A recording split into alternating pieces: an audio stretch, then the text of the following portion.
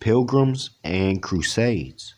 This reading really explains in regards to the paleskins taking the pilgrimage to Holy Lands. But through the years, man, people started coming there not making the pilgrimage. They was setting up on the way. So they started stacking up and starting to colonize like roaches. But honors to the brothers and the mothers and the sisters that did take their pilgrimage to Jerusalem or Mecca, but not to colonize. The same faith that had fantasized the landscape and imprisoned Christians in dogmatic geography would lure pilgrims and crusaders from Europe on paths of discovery to the east. The Star of Bethlehem, which drew the three kings, which is, what they call the three wise men, but they are Moorish magi, guided countless faithful in later centuries to their Holy Land. So the Moorish magi were the guiders to the Holy Land, Islam. Pilgrimage became a Christian institution, and paths of faith would become paths of discovery. Within a century after the death of Jesus, a few intrepid believers were journeying to Jerusalem for penance, for Thanksgiving, or simply to walk the earth when their Savior had walked. Moors just watching them all run around. After Emperor Constantine became a Christian, his mother, Empress Helena, went to Jerusalem in 327, turned archaeologist. You see what I mean? Found the Mount of Calvary, collected supposed pieces of the true cross, and even uncovered the Holy Sepulchre, where Jesus reputedly had been buried. There, Constantine himself built the first church of the Holy Sepulchre. And that's how it goes, man. St. James Church, Catholic churches, all of these cathedrals are built on sacred land. That's why when you walk on the church's land, it feels sacred, because it is. At one time, there was something sacred sitting there. All cathedrals used to be Moorish, arches and all. We have the images, the newspaper clippings to prove all of that. All cathedrals used to be Moorish, palaces, mosques, all of that.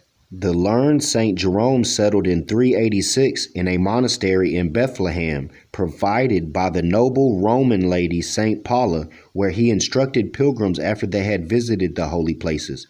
By the early 5th century, there were 200 monasteries and pilgrim hospices near Jerusalem. Meanwhile, they pushed the Moors out, just like in Mecca and the Kaaba. They mile-long guard on the Atlas Mountains, even Jerusalem's to the Moors. Islam. St. Augustine and other church fathers warned that the Christian tourist to the Holy Land might be distracted from his journey to the heavenly city. Still, the stream of pilgrims grew, aided by countless handy guides and a chain of hospitable lodgings all along the way. The pilgrim, blessed by his priest before setting out, carrying staff and mussel shell. And the mussel shell, again, St. James, all the Catholic churches, the Pope has the shell. I remember 10 years ago when, the Pope had the picture of him with the Moor's head, and it had the mussel shell. So I guess the popes are making their claim they took their pilgrimage to Jerusalem and received their shell from the priest. But the priests have all gone mad. They saw a demon in the wilds and at him cast their lamps, and they are broken up, and not a gleam of light has any priest for men. The priesthood cannot be reformed. It is already dead. Its greatest needs are graves and funeral chants. The New Age calls for liberty, the kind that makes each man a priest, enables him to go alone and lay his offering on the shrine of Allah. And he can put his hand in the laws and know that all is well. Let's continue. Wearing his broad, flat-crowned hat and wearing the badge of his destination became a picturesque figure in the medieval panorama. The Latin peregrinatio came to mean any wandering, and peregrinus, for pilgrim, became a synonym for stranger. But the pilgrim, properly speaking, was someone, whatever his regular occupation, on the way to a sacred destination, and the palmer, so called from the palm branches brought back from Rome, was a religious vagrant who might spend his whole life wandering from one holy place to another. And that's exactly as far as like what the Masons speak of. Are you a traveling man? But the Masons in these days and times, they're not even pilgrims no more. They ain't took the pilgrimage to Mecca there or here or to Jerusalem. They hold no ancient Moorish gnosis. They just want to blend in. Meanwhile, they usurp the Muslim society. Their philosophy is not the philosophy of the ancient wise men. If it were, all would be well. But sad to say, the prevailing ideas of the principle are the outgrowth of pagan philosophy, a philosophy that advocates the necessity of war or in order that one nation may become great at the expense of the other. Masons have lost the key to its own mysteries. The vast majority of its members know nothing but the ritual and have no idea that beyond the ritual there is a mighty sublime philosophy, and that in it is contained the very foundation of religion itself, as well as the basis of all true science. So just like these Masons, those priests that was handing out the shells wasn't even the real priest anymore. Like they said, it was the strangers. They was in garb in the costume, probably taking a Byzantine coin or two. And, it just got diluted, man, like everything. But that's why Ali came and awoke in the Moors. So let's continue. The decline of the Western Roman Empire, along with the rise of pirates, vandals, and others, made the Pilgrims' lot difficult and dangerous. The extensive conquest around the Mediterranean, the rise of Islam, and the increase of Muslim pilgrims congested the Christian pilgrim routes. There they go, pushing the Moors out, bro, getting too big for their britches. That's just like a European standing there telling you to go back to Africa, and they are not from America, bro. It got too congested, but they said the rise of Islam. Moors was always there, and in Mecca, Medina, all around. But yeah, congested the Christian pilgrim routes and brought a bitter contest for Jerusalem.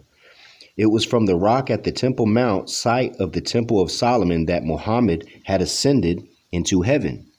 Some Muslim traditions made Jerusalem and not Mecca the center of the navel of the earth, the highest of all the countries and the nearest to heaven. When the Caliph Omar, riding on a white camel, entered a surrendered Jerusalem only 6 years after the death of Muhammad, he opened a millennial battle for the holy places.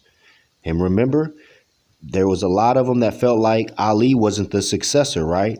Just think of like The Wire. When Omar came through the neighborhood, man, he was about to take everybody's stuff. You might as well just throw it out the window. They was running down the Ali sons no matter where they was to make them get on their knees and put their head to the ground and say that they're the successor, not Ali. The great age of Christian pilgrimage had begun in the 10th century. Muslims were generally tolerant, if contemptuous, of these passionate unbelievers, but as the distant Holy Land became less accessible, pious Christians found the balm of pilgrimage near home. They produced a hybrid literature of history, sociology, myth, and folklore.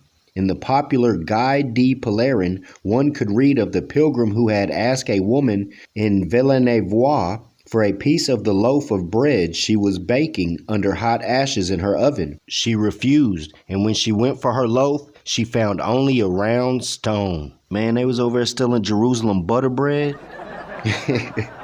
They was still in butter bread in Mecca, man. I mean Jerusalem. I mean everywhere. All right, man. I hope y'all enjoyed this, brother. I gotta get off now, man. They was still in butter bread from Mecca, man, and Jerusalem butter bread. A couple of days ago, I put up a demonstration, and it was talking about how a European went and met two Moors. And the Moors took them to eat, and they gave them wheat bread and honey. So the Moors know that the pale-skinned pilgrims love that Mecca butter bread too. Peace and love, brothers and sisters. Islam. Jerusalem. Pale pilgrims love that Mecca butter bread.